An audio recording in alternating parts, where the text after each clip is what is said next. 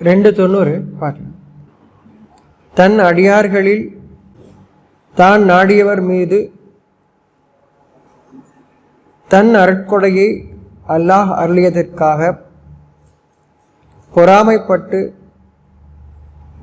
அல்லாஹ் அருளியதையே நிராகரித்து தங்களையே தொலைத்து அவர்கள் பெற்றுக்கொண்டது மிகவும் கெட்டதாகும்.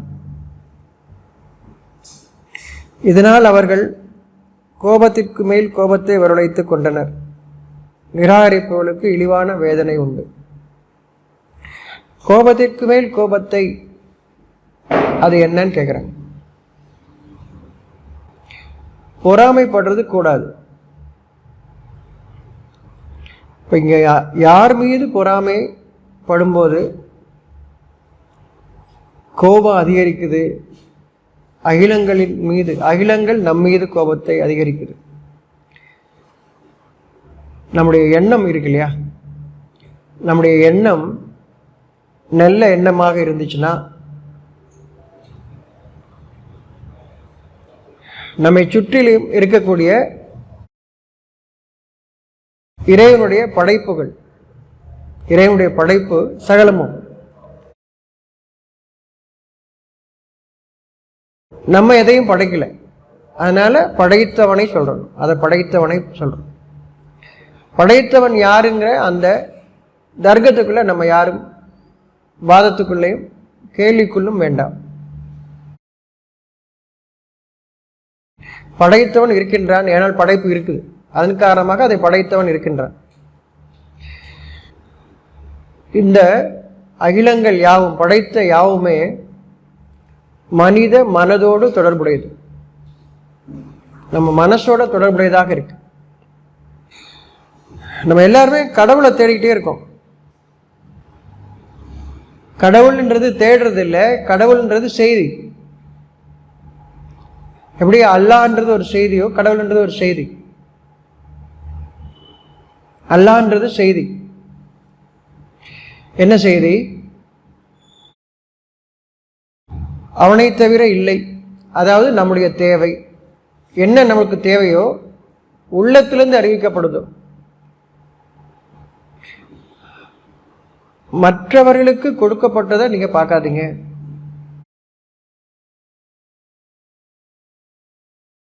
யானைக்கு ஆற்றல் கொடுக்கப்பட்டிருக்கு இல்லையா, பலமான ஆற்றல். ஒவ்வொரு உயிரினத்திற்கும் ஒரு ஆற்றல் கொடுக்கப்பட்டிருக்கு. சூரியன், சந்திரன், மலைகள், ஆறுகள் எல்லாவற்றிற்கும் ஆற்றல் கொடுக்கப்பட்டிருக்கு. அது எதையும் பார்த்து நம்ம போராமப்படுறோமா? இல்லை, நம்ம அதை பார்க்க மாட்டோம். அதுக்கு இருக்குன்னு மட்டும் பார்ப்போம். ஆனால் மனிதனுக்கு இருந்தால் எனக்கும் வேணுங்கிற எண்ணம் நமக்கு வருது, பொறாமையே வருது. இப்போ வழிகாட்டப்படுது நமக்கு, பொறாமப்படாதீங்க. மற்றவர்களுக்கு கொடுக்கப்பட்டதை கொண்டு பொறாமப்படாதீங்க. உங்களுக்கு கொடுக்கப்பட்டது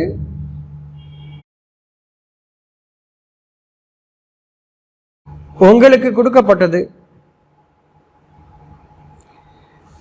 இல்லாமல் ஆக்கிக்கிறோம். நமக்கு கொடுக்கப்பட்டது நமக்கு இல்லாமல் போயிடும். ஒவ்வொருத்தரும் கொடுக்கப்பட்டிருக்கு. என்ன சாட்சியம் அதுக்கு? எல்லாருக்கும் கொடுக்கப்பட்டிருக்கு. எதையெல்லாம் நம்ம பார்க்குறோமோ, மனிதனை தவிர எதெல்லாமா பார்க்குறோமோ அதுக்கெல்லாம் கொடுக்கப்பட்டிருக்கு இல்லையா. நம்மளை போல இருக்கக்கூடிய மனிதனுக்கு கொடுக்கப்பட்டா பார்க்கக்கூடிய தன்மை நமக்கு வருது. இப்போ வழிகாட்டுறான், பார்க்காதீங்க. இது எப்போ சொல்ல வேண்டியிருக்கு? அறிவு நமக்கு வந்ததுக்கு அப்புறம். ஒரு குழந்தை இன்னொரு குழந்தைகிட்ட இருக்கிறத அது போல தனக்கு வேணும் அப்படின்னு எப்ப கேட்குதோ அறிவு வருது. மற்ற எந்த படைப்புகளுக்கும் கொடுக்கப்பட்டதை நம்ம பார்க்கறது இல்லை. மனிதனுக்கு கொடுக்கப்பட்டதை பார்க்கிறோம். பார்த்தா நம்முடைய தரம் குறைஞ்சிரும். இப்ப வழிகாட்டுறான், மற்றவர்களுக்கு கொடுக்கப்பட்டதை உங்களுடைய கடைக்கண் கொண்டு பார்க்காதீங்க, சைட்ல கூட பார்த்துடாதீங்க. யார் ஒருத்தருக்கும் என்ன கொடுக்கப்பட்டிருக்கோ அதை பார்க்காதீங்க. இப்போ இன்னும் அறிவிக்கிறாங்க, தன் அடியார்களில் தான் நாடியவர் மீது தன் அருட்கொடையை அல்லாஹ் அருளியதற்காக. இப்ப அருள் என்ன? அவனை தவிர இல்லை. அல்லாஹ்னு சொல்லும் போது அவனை தவிர இல்லை இல்லையா? எந்த ஒன்றிற்கும் அவனை தவிர இல்லைன்னு வாழக்கூடிய அடியார்கள். அவன் படைத்த எல்லா மனிதர்களும் அடியார்கள் தான். இப்போ இங்க அறிவிக்கிறான் அல்லாவின் அடியார்கள் சொல்லும்போது தன் அடியார் யார் அங்கே சொல்றான்? அல்லான்னு சொல்லும்போது என்ன அர்த்தம்? அவனை தவிர இல்லைன்னு எண்ணம் கொண்டு வாழக்கூடிய அந்த மனிதர்கள், அவர்களுக்கு கொடுக்கப்பட்டதை நீங்கள் போராமப்படும் போது அவன் கொடுத்தது. இப்ப முதல்ல எந்த ஒன்றையுமே ஒவ்வொன்றுக்கும் கொடுக்கப்பட்டது நமக்கு போராம வரல, மனிதனுக்கு கொடுத்தா வருகிறது, அது வேண்டான்னு முதல்ல அறிவிக்கிறான். தன்னுடைய அடியாருக்கு அவனை தவிர இல்லைன்னு எண்ணம் கொண்டு வாழக்கூடிய மனிதர்களுக்கு அவர்களுக்கு கொடுக்கப்பட்டதை, அவனுக்கு கொடுக்கப்பட்ட அருள் என்ன? அவர்கள் அவனை தவிர இல்லைங்கிற எண்ணம் கொண்டு வாழ்றாங்க. தன்னை முன்னிலைப்படுத்துவதில்லை. மற்ற மனிதர்களை விட நான் உயர்ந்தவன் அவங்க சொல்றது கிடையாது. அதனால உங்கள் மக்களை அறிவதை போன்று அறிந்து கொள்ளுங்கன்னு சொல்றேன், அறிவார்கள் சொல்றேன். உங்களோட நீங்க உங்களை மாதிரி தான் அவங்களும் இருப்பாங்க. அதை கொண்டுதான் நீங்க அடையாளம். இன்னைக்கு நமக்கு சொல்லிக் கொடுக்கப்பட்ட ரிஷிகள், முனிகள், உயர்ந்த மனிதர்கள், ஞானிகள், தெய்வ பிறவிகள் அப்படிலாம் இல்லை. அவங்களை பற்றி அறிவு அறிவிக்கலை. அது மனிதர்களாக ஏற்படுத்தி கொண்டது. அதன் காரணமாக நீங்க தூரம் நிற்கிறீங்க, பயப்படுறீங்க, பேச பயப்படுறீங்க, நெருங்க பயப்படுறீங்க. ஏதோ அவங்க செஞ்சிருவாங்க, சபிச்சிருவாங்க அப்படின்றதான் பயப்படுறீங்க. அப்படி இல்லை, உங்களை போன்றுதான் இருப்பாங்க. அவர்களை பற்றி அறிவிக்கின்றான். அவர்கள் அல்லாஹ் என்று இருக்கிறார்கள். அதாவது நம்மை விட உயர்ந்தவன் இறைவன் மட்டும்தான்ங்கிற எண்ணத்தை கொண்டு அவங்க இருக்கிறாங்க. தன்னை உயர்ந்தவனாக ஒருபோதும் அவர்கள் அறிவிக்க மாட்டார்கள். ஏனால் இறைவன் அறிவிக்கின்றான், தங்களை தாங்களே தூய்மையானவர்கள் என்று கூறுபவர்களை நீங்கள் பார்க்கவில்லையான்னு சொல்றான். நீங்க யாரெல்லாம் நினைச்சிட்டீங்க அவங்கெல்லாம் அவங்களை சுத்தமானவங்க சொல்லிட்டு இருக்காங்க. தள்ளி நில்லுங்க, நாங்கள் இருக்கிற இடத்துல கூட நீங்களும் இருக்கக்கூடாது அப்படின்னு அந்த எண்ணெல்லாம் அவங்களுக்கு இருக்காது. தன்னை போலயே மற்றவர்களையும் பார்ப்பாங்க, மற்றவர்களும் அவர்களை தங்களை போன்றதை பார்ப்பாங்க. இது அல்லாஹ்னு அவங்க இருக்கிறாங்க இருக்கிற சாட்சியம். உங்களை போலதான், உங்களுக்குள்ள இருந்தே உங்களை போன்றே அவர்கள் இருக்கிறார்கள். அவர்களுக்கான அருள் என்ன? அவனை தவிர இல்லைன்னு இருக்கிறாங்க. அதன் காரணமாக அவருக்கு கொடுக்கப்படக்கூடிய அந்த தெளிவு, இறைவனமிருந்து அருள், இறைவனமிருந்து அவளுக்கு கிடைக்கப்படக்கூடிய தெளிவுன்னு அர்த்தம். வேதத்திற்கான விளக்கம் இருக்கு இல்லையா, அதுதான் தெளிவாதான் அருள். அது நம்ம வாழ்க்கைக்கு வாழ்வதற்கான வழி அறிவிக்கும். வேதம் நம்முடைய வாழ்க்கையோட தொடர்புடையது, வாழ்க்கைக்கு சம்பந்தம் இல்லாதது கிடையாது. ஏதோ அந்த குறிப்பிட்ட நேரத்தில் மட்டும் சொல்றதுக்கான மந்திர சொற்கள் அல்ல. அது வேதம் நம் வாழ்க்கைக்கு வழிகாட்டக்கூடியதாக, நான் எதை தவற விட்டனோ அதை நினைவுபடுத்தக்கூடியதாக இது வேதம். அதற்கான தெளிவு, அதற்கான விளக்கம் கொடுக்கப்பட்டு இருக்கக்கூடிய அந்த அடியார்கள், அவர்களுக்கான அருள் அது. நம்ம அருள்னாலே 16 செல்வங்கள் அருள் இருக்கா? உங்களுக்கு சொல்லிக் கொடுக்கப்பட்ட 16 செல்வங்கள் அருள் இருக்கா? அருள் நீங்க பார்க்க முடியாது. அப்ப அந்த அருளுக்காக நீங்கள் பொறாமைப்பட்டு, அவன் அருளியதே நிராகரித்து, அந்த அருளுக்கு நீங்க பொறாமை போறீங்கன்னு என்ன அர்த்தம் தெரியுமா? அவங்க சொல்லக்கூடிய அந்த செய்தியை நிராகரிக்கிறது, அது சொல்லக்கூடிய செய்தியை நிராகரிக்கிறது. அந்த மனிதர்களை நிராகரிக்கிறீர்கள் என்றால் அந்த செய்தியை நிராகரிக்கிறீர்கள் அர்த்தம். இறைவனுடைய செய்தியை நிராகரிக்கிறீர்கள். இறைவனுடைய செய்தி நமக்கு 3 வழிகளில் வருது. நேரடியாக அறிவிக்கிறான், உள்ளத்துல மறைவாக அறிவிக்கிறான், உணர்வூட்டக்கூடிய மனிதர்கள் வாயிலாக இறுதியாக அறிவிக்கிறான். இறைவனுடைய செய்தி இறுதியாக மனிதர்கள் வாயிலாக மட்டும்தான். ஒரு கல்வெட்டில் எழுதிருந்துச்சு, ஒரு புஸ்தகத்தில் எழுதிருந்துச்சு, இப்படி எதுலையுமே இல்லை. இறைவனுடைய செய்தி நமக்கு வருதுன்னா இறுதியாக உணர்வின் வாயிலாக ஒரு மனிதர் வாயிலாக உணர்வூட்டப்படுவோம். இதுதான் இறை செய்தி இறுதியாக மனிதனுக்கு வரக்கூடிய நிலை. ஒரு மனிதன்தான் உணர்வூட்ட முடியும். நீங்கள் அதை நேராக கேட்கும் பொழுது இப்படிதான் உணர்வூட்டப்படுகிறது. அதையே நிராகரிக்கக்கூடியவங்களாக மாறிடுவாங்க. இதுதான் பொறாமை. மனிதர்கள் மீது உள்ள பொறாமை, செய்தியின் மீது உள்ள பொறாமை. அவர்கிட்ட என்ன இருக்கு என்ன இல்லைன்றது இல்லை, அந்த சொல்லக்கூடிய இறை செய்தியை நீங்கள் நிராகரிக்கிறீர்கள். அதுதான் உங்களுக்கு பொறாமை வருது. அவர்கள் பெற்றுக்கொண்டது மிகவும் கெட்டதுன்னு சொல்றான். இப்பதான் கெட்டது, மிகவும் கெட்டது. எனக்கு வசதி இல்லை, வீடு இல்லை, வேலை இது இல்லை, நீங்க நிராகரிக்கக்கூடிய அந்த தன்மை இருக்கு இல்லையா, இதுதான் மிகவும் கெட்டதுன்ற. உங்களோடு இறுதியாக இறை செய்தி உங்களுக்கு வரும் பொழுது நிராகரிக்கிறீங்க. இறுதியாக மனிதர்கள் வாயிலாக மட்டும்தான் இறை செய்தி வருகிறது, மறந்துடாதீங்க. எல்லா காலத்திலும் யாரெல்லாம் வணக்க ஸ்தலங்களுக்கு இறை இல்லம்னு சொல்லிட்டு நம்ம போறோமோ அங்கே இறைவனுடைய செய்தி இருக்கு. நாங்கள் இறைவன் இருக்கிறான்னு போறோம். யாரும் அங்கே இறை செய்தி என்ன யாரும் போறதில்லை. எந்த இறை இல்லங்களுக்கும், உலகில் உள்ள எந்த இறை இல்லங்களுக்கும் அங்கே இறைவன் இருக்கின்றான்னு போறாங்க. இறைவனுடைய செய்தி தான் வழிகாட்டுகிறது. இறைவன்கிறதே ஒரு செய்தி தான். கடவுள்ங்கிறது ஒரு செய்தி, அல்லாஹ்ன்றது ஒரு செய்தி, காட்ன்றது ஒரு செய்தி. நம்ம அது பொருளாக பாவிக்கிறோம். பொருளாக பாவிச்சதுனால மனிதர்கள் பிரிகிறாங்க.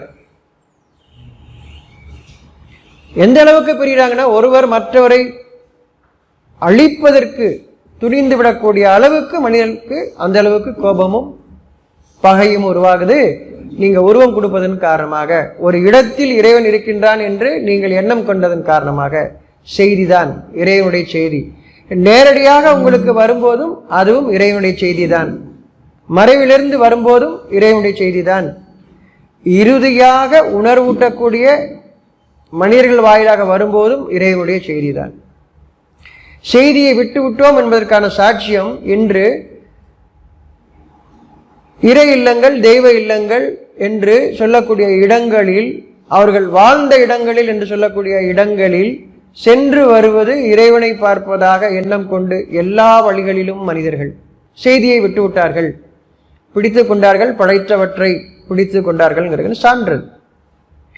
இப்பொழுதுதான் இறைவன் கூறுகின்றார், நீங்கள் பெற்றுக்கொண்டது மிகவும் கெட்டது.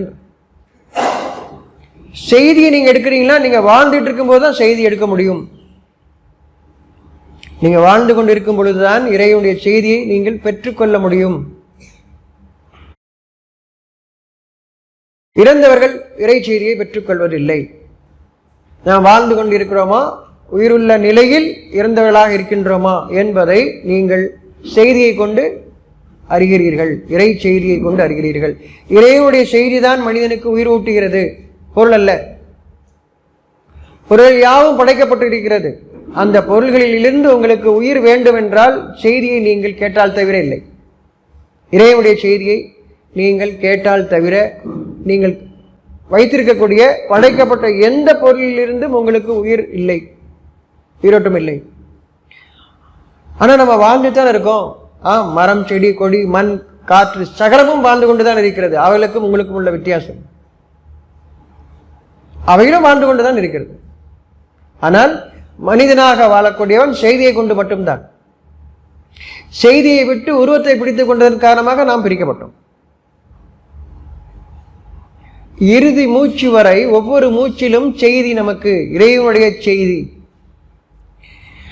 இதை அவர்கள் விட்டுவிட்டு அவர்கள் படைத்தவற்றை எடுத்துக்கொண்டதன் காரணமாக இறைவன் கூறுகின்றான், அவர்கள் பெற்றுக்கொண்டது மிகவும் கெட்டது. இப்பொழுது கோபத்திற்கு மேல் கோபத்தை வரவழைத்துக் கொண்டனர். இப்போதுதான் கோபத்திற்கு மேல் கோபத்தை, பொறாமைப்பட்டு நீங்கள் வெறுக்கின்றீர்கள். இறை செய்தியை வெறுக்கின்ற, மனிதரை வெறுப்பதாக நினைத்து இறை செய்தியை வெறுக்கின்றீர்கள். செய்தி இறைவனுடைய செய்தியா என்று அறிந்து கொள்ளுங்கள்.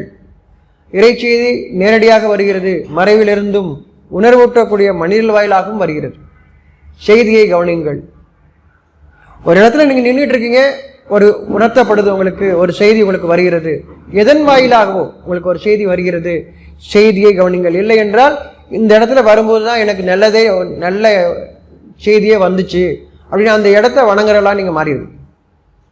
மறைவிலேருந்து ஒரு செய்தி வரும்பொழுது அந்த இடத்துல ஒரு மாடு நின்றுருக்கலாம், ஒரு மரம் நின்று கொண்டு இருக்கலாம், எந்த ஒன்றாவது இருக்கலாம், ஒரு வெட்ட வெளி கூட இருக்கலாம்.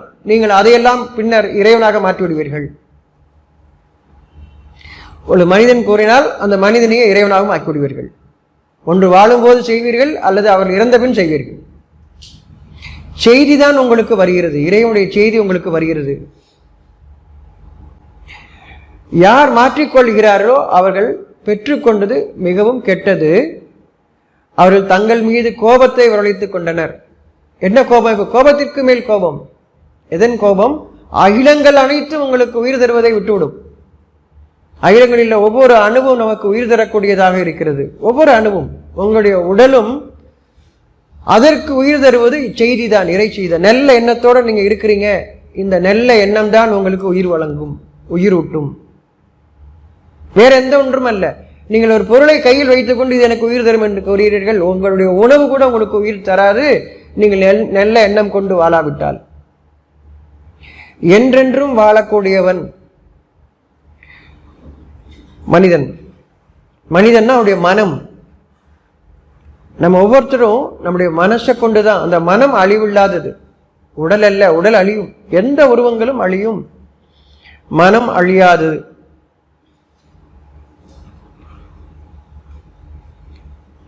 நிராகரிப்பவர்களுக்கு இழிவான வேதனை. இங்கு நிராகரிப்பவர்கள் யார்?